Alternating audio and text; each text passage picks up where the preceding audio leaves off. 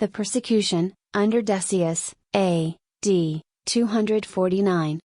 This was occasioned partly by the hatred he bore to his predecessor Philip, who was deemed a Christian, and was partly by his jealousy concerning the amazing increase of Christianity, for the heathen temples began to be forsaken, and the Christian churches thronged. These reasons stimulated Decius to attempt the very extirpation of the name of Christian, and it was unfortunate for the gospel, that many errors had, about this time, crept into the church. The Christians were at variance with each other, self-interest divided those whom social love ought to have united, and the virulence of pride occasioned a variety of factions. The heathens in general were ambitious to enforce the imperial decrees upon this occasion, and looked upon the murder of a Christian as a merit to themselves. The martyrs, upon this occasion, were innumerable, but the principal we shall give some account of. Fabian, the Bishop of Rome, was the first person of eminence who felt the severity of this persecution. The deceased emperor, Philip, had, on account of his integrity, committed his treasure to the care of this good man. But Decius, not finding as much as his avarice made him expect, determined to wreak his vengeance on the good prelate.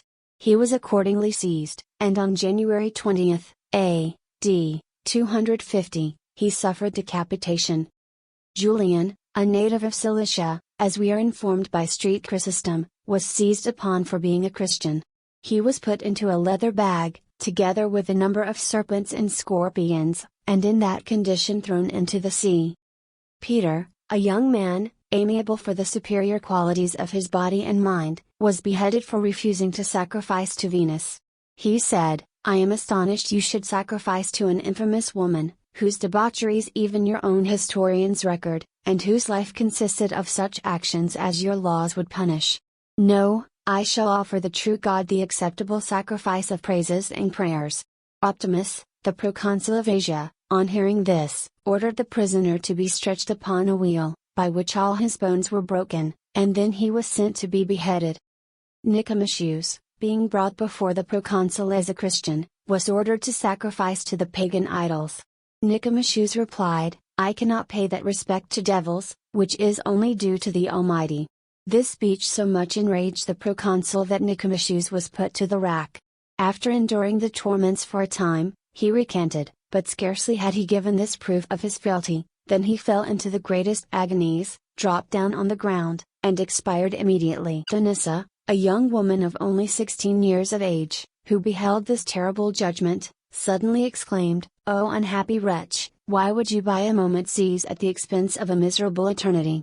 Optimus, hearing this, called to her, and Denissa vowing herself to be a Christian, she was beheaded, by his order, soon after. Andrew and Paul, two companions of Nicomasius, the martyr, A.D. 251, suffered martyrdom by stoning, and expired, calling on their blessed Redeemer. Alexander and Epimasius, of Alexandria, were apprehended for being Christians, and, confessing the accusation, were beat with staves, torn with hooks, and at length burnt in the fire, and we are informed, in a fragment preserved by Eusebius, that 4 female martyrs suffered on the same day, and at the same place, but not in the same manner, for these were beheaded. Lucian and Marcian, 2 wicked pagans, though skillful magicians, becoming converts to Christianity, to make amends for their former errors, lived the lives of hermits, and subsisted upon bread and water only. After some time spent in this manner, they became zealous preachers, and made many converts. The persecution, however, raging at this time, they were seized upon, and carried before Sabinus, the governor of Bithynia. On being asked by what authority they took upon themselves to preach, Lucian answered, that the laws of charity and humanity obliged all men to endeavor the conversion of their neighbors, and to do everything in their power to rescue them from the snares of the devil. Lucian having answered in this manner, Marcian said, their conversion was by the same grace which was given to St. Paul, who, from a zealous persecutor of the church, became a preacher of the gospel. The proconsul, finding that he could not prevail with them to renounce their faith, condemned them to be burnt alive, which sentence was soon after executed. Trypho and Respicius, 2 eminent men, were seized as Christians, and imprisoned at Nice. Their feet were pierced with nails, they were dragged through the streets, scourged, torn with iron hooks, scorched with lighted torches, and at length beheaded, February 1st, A.D. 251. Agatha, a Sicilian lady, was not more remarkable for her personal and acquired endowments, than her piety. Her beauty was such, that Quintian, governor of Sicily, became enamored of her, and made many attempts upon her chastity without success. In order to gratify his passions with the greater conveniency, he put the virtuous lady into the hands of Aphrodite, a very infamous and licentious woman. This wretch tried every artifice to win her to the desired prostitution, but found all her efforts were vain, for her chastity was impregnable, and she well knew that virtue alone could procure true happiness. Aphrodite acquainted Quintian with the inefficacy of her endeavors, who, in each to be foiled in his designs, changed his lust into resentment.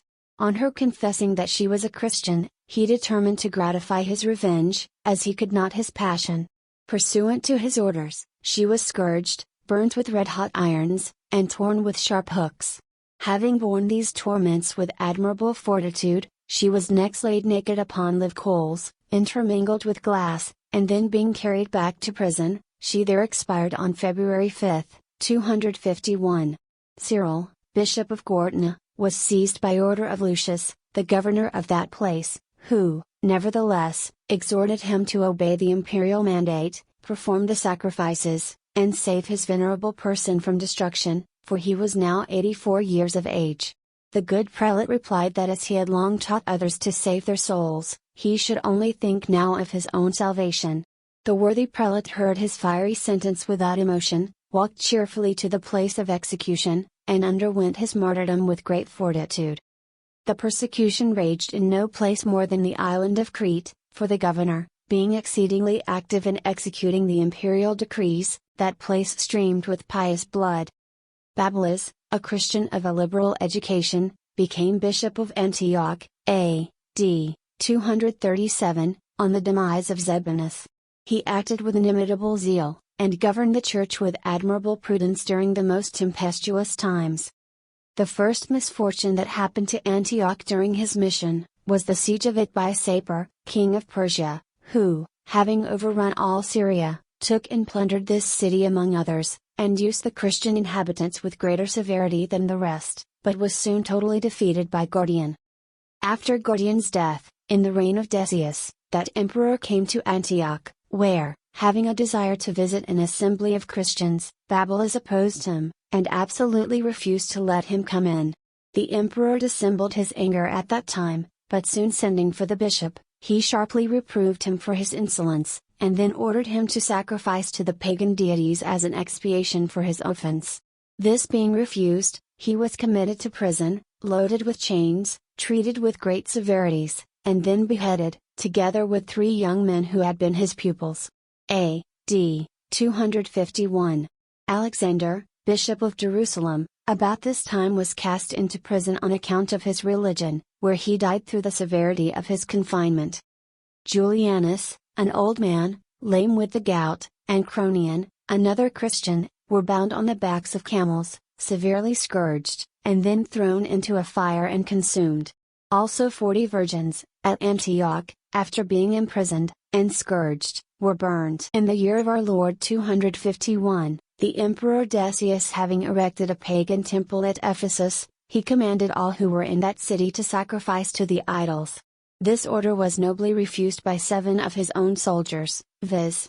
Maximianus, Martianus, Ioannes, Malchus, Dionysius, Sarion, and Constantinus. The emperor, wishing to win these soldiers to renounce their faith by his entreaties and lenity, gave them a considerable respite until he returned from an expedition.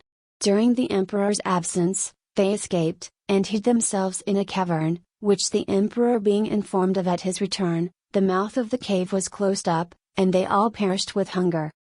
Theodora, a beautiful young lady of Antioch, on refusing to sacrifice to the Roman idols, was condemned to the stews, that her virtue might be sacrificed to the brutality of lust. Didymus, a Christian, disguised himself in the habit of a Roman soldier, went to the house, informed Theodora who he was, and advised her to make her escape in his clothes. This being effected, and a man found in the brothel instead of a beautiful lady, Didymus was taken before the president, to whom confessing the truth, and owning that he was a Christian, the sentence of death was immediately pronounced against him. Theodora, hearing that her deliverer was likely to suffer, came to the judge, threw herself at his feet, and begged that the sentence might fall on her as the guilty person, but, deaf to the cries of the innocent, and insensible to the calls of justice, the inflexible judge condemned both, when they were executed accordingly, being first beheaded, and their bodies afterward burned. Secondianus, having been accused as a Christian, was conveyed to prison by some soldiers. On the way, Varianus and Marcellinus said, "Where are you carrying the innocent?" This interrogatory occasioned them to be seized, and all three, after having been tortured, were hanged and decapitated. Origen, the celebrated presbyter and catechist of Alexandria, at the age of 64, was seized, thrown into a loathsome prison, laden with fetters, his feet placed in the stocks, and his legs extended to the utmost for several successive days. He was threatened with fire, and tormented by every lingering means the most infernal imaginations could suggest. During this cruel temporizing, the Emperor Decius died, and Gallus, who succeeded him, engaging in a war with the Goths, the Christians met with a respite.